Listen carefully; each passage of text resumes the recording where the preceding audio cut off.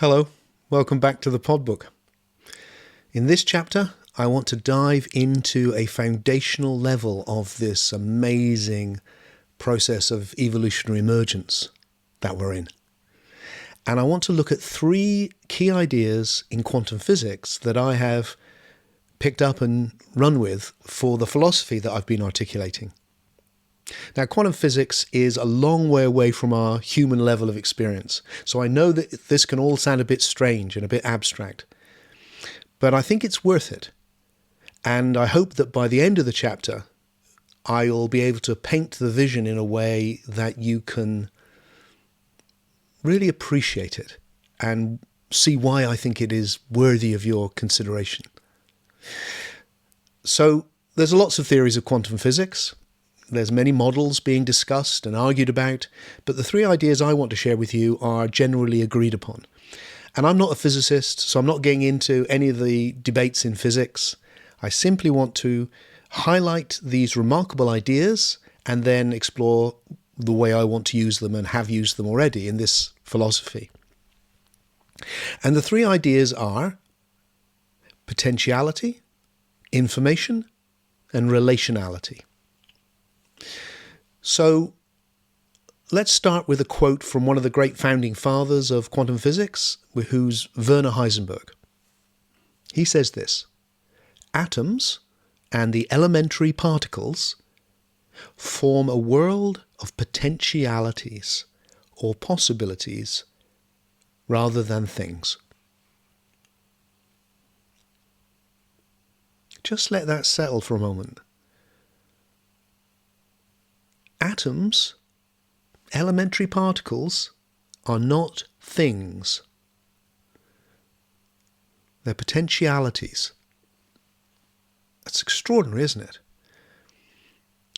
What's happened is that these great pioneers of physics 100 years ago have, in a sense, looked under matter and gone, oh, it's not what we thought. And the Victorian materialism that they would have grown up with, that said, oh, the universe is a big thing, a big machine, and it's made up of lots of little things called atoms. And they've looked into the nature of those little things called atoms and gone, they're not there. They're potentialities, not things. What does that mean? Well, it means that what appears as solid matter on a lower level of emergence has to be understood as information, not a thing. Something we can study with mathematics, and study very accurately with mathematics. It's information, but it's not a thing. And yet, this level of potentiality, when measured, becomes a thing. It becomes a something somewhere, becomes a particle. That's one of the great mysteries that launched quantum physics. How does that happen? So let's have a line from a modern physicist, now, remarkable man, Carlo Rovelli. Let him explain this. He talks about electrons, an elementary particle, could be any of them. He says electrons materialize in a place when they collide with something. When the electron does not interact with anything, it has no physical properties. Okay, let that sink in. So what he's saying there is that when the potentiality interacts with something else, for instance, in the experiments they were running with a apparatus to measure the potentiality, it becomes a something somewhere. Now it's a particle. So the transition between potentiality and something somewhere has happened through relationality. In physics, it's called decoherence. All right. So there's a level which is informational, and the information is about the potential of where this particle could be. And when it interacts, now it's somewhere definite. It transitions into matter. So there's the three ideas: potentiality, information, relationality. Now, there's lots of mysteries with that. I'll leave it to the physicists. I just want to go, this is what it's led me to speculate. And these are all things I've looked at before, but I want to put them again. I said I'd return to them, and I'm doing that now. I've suggested that what information is, how we should define information, is that it's differentiation of the undifferentiated ground of being. That's what I think information essentially is. That's the way we need to understand it. What do I mean by the undifferentiated ground of being? I mean, this thing we're in, this process of emergence, this becoming, is the realization of new possibilities in ever more emergent ways. That's the fundamental idea that I'm sharing. So what's the simplest realization of a possibility? Well, it seems to me that there's a quality of existing, of being. It's the essence. Essence is a good word. Essence, from esse, to be, the Latin. The being. And that quality of being is undifferentiated. It has no other qualities. But it has become everything by being differentiated into all of these different qualities, and those differentiations are information. And the information governs what can form later, so that the process of forming is informed by all the information that has already formed. And that's what it is we're in the most basic sense.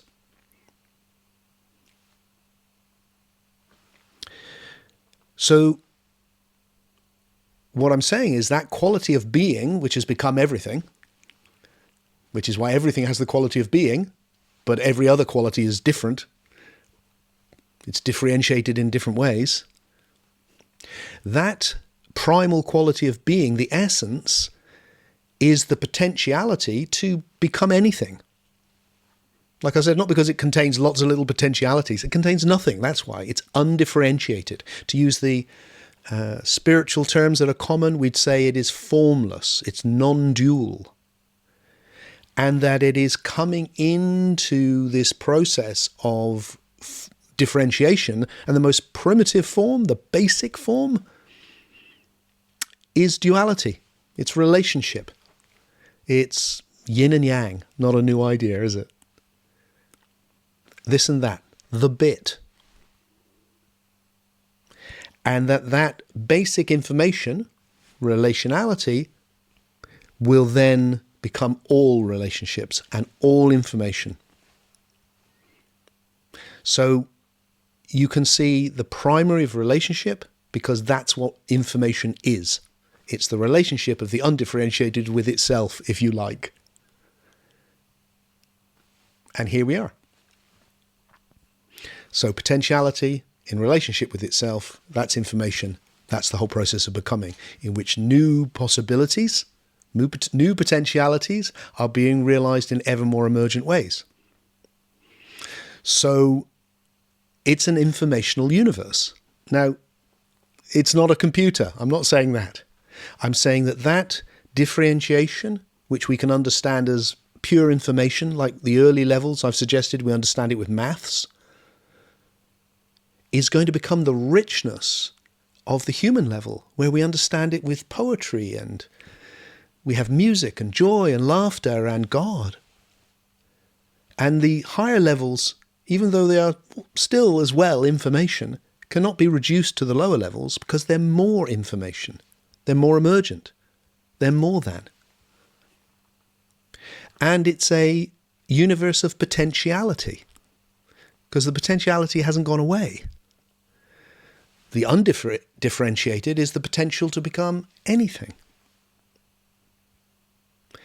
But as it forms, now that possibility of becoming anything is being conditioned by what's already formed. That's what I mean by passivity. But it's not determined. It's probabilistic. It's interacting with the possibility to become anything and conditioning what happens. And that's what you see here in front of you. There's a level of passivity which is so established that you can pretty much guarantee that the walls in your house are going to stay the walls in your house. But then the other levels, which are much more emergent, like your thoughts, hard to know where they'll go next. Much more probabilistic, much more you see the potentiality. And this moment, it's fixed in the sense that it is what it is. But it contains the potential to become anything that includes everything it's been before. It's potential. The universe is a universe of potentiality. It's the realization of new potentialities, new possibilities in ever more emergent ways. And it's relational. It's relational on the most basic level, and it's relational all the way through. So, time is relational. Now, then, space, up, down. But on the human level, your body is a multicellular organism. Well, that's the relationship between all the cells. You are a psychobiological system, passivity system. But you don't exist in isolation. You always exist in relationship with everything else, with the universe. And when you get that, when you really get that, your sense of who you are and what you are shifts. That's the unividual shift, because you go, oh, hang on. There is a fundamental, essential, let's say, oneness of being. It's what makes everything one. Everything is being. But that being has become all these different systems, including me and you. And when you sense that, you start to enter the state of communion. So you're not just a system in relationship with everything else. You realize, oh, I am the oneness of being, because my being and your being is the same being, is the same being of everything. And then we've become these glorious individual systems. And I'm conscious of that oneness of being. And that puts you into the state of communion, where you start to commune with everything and everyone. That's the unividual state. You're an individual conscious of unity with the universe. You're communing. And when you're communing with everything and everyone, you're also communing with other souls who are communing. So that what happens there is that all those psyches or souls in that state of communion are communing with each other. And it is that, I suggest, which begins to form a super system, a super soul. That communion there of many minds into one great mind, which is the vast loving intelligence. So, what have I been saying? I've been saying it's a relational universe, it's a universe of potentiality, and it's informational. These are some key ideas that can really help us, and they're absolutely central to quantum physics. There's a physicist I want to mention called John Wheeler, and he's got this lovely line. He describes the universe as a participatory universe. I like that. It's not just relationship, it's participation. You're participating in what the universe is. You're not just an observer of something fixed. It's not fixed. It's not fixed, it's forming. And he says, look, the universe consists of huge clouds of uncertainty. Wow.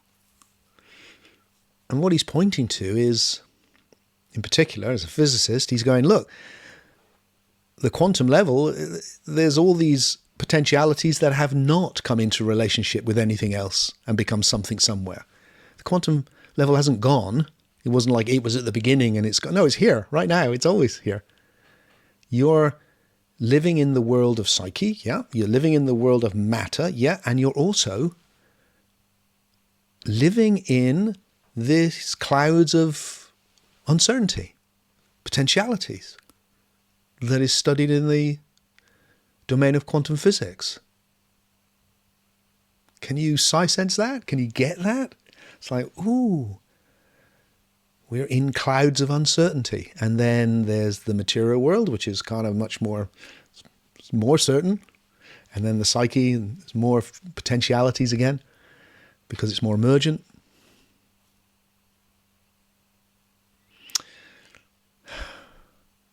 Okay, I want to end with a poetic image, which I hope is I love it. But before I do, I just want to mention in passing, so that I've acknowledged it, that there are many people in the world of spirituality who have an idea of quantum physics quite different to this.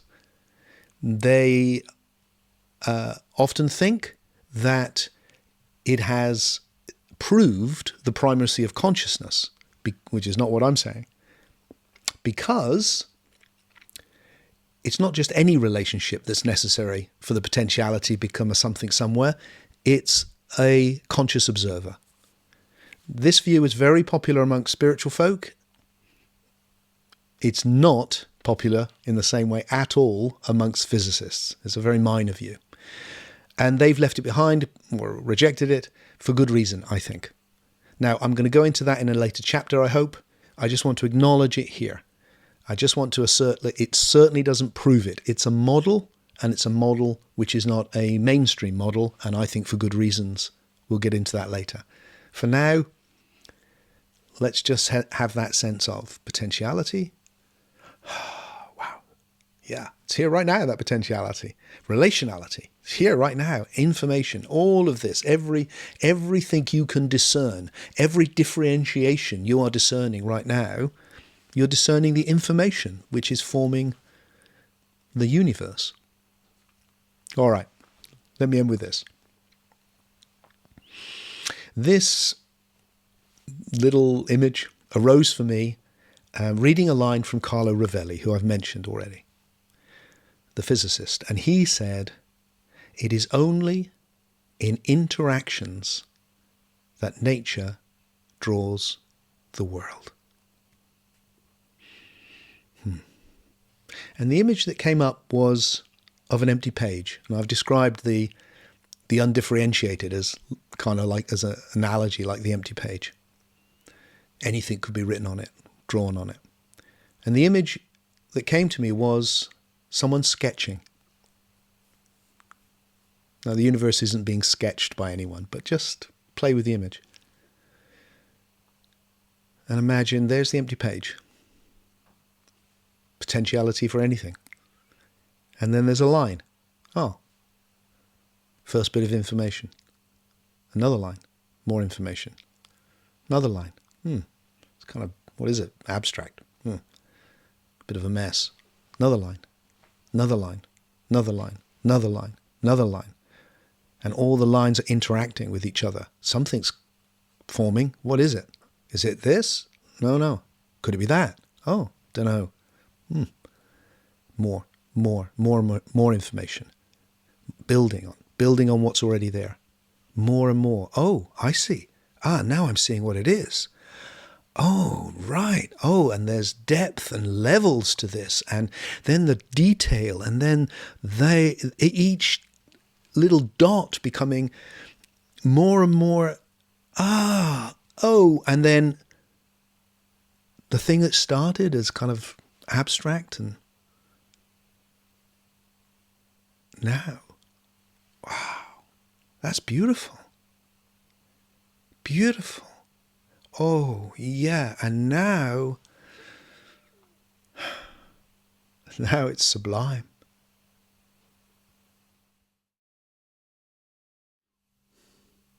In the next chapter, I want to return to looking at ethics, how we should live as future people now, as aspirant Unividuals.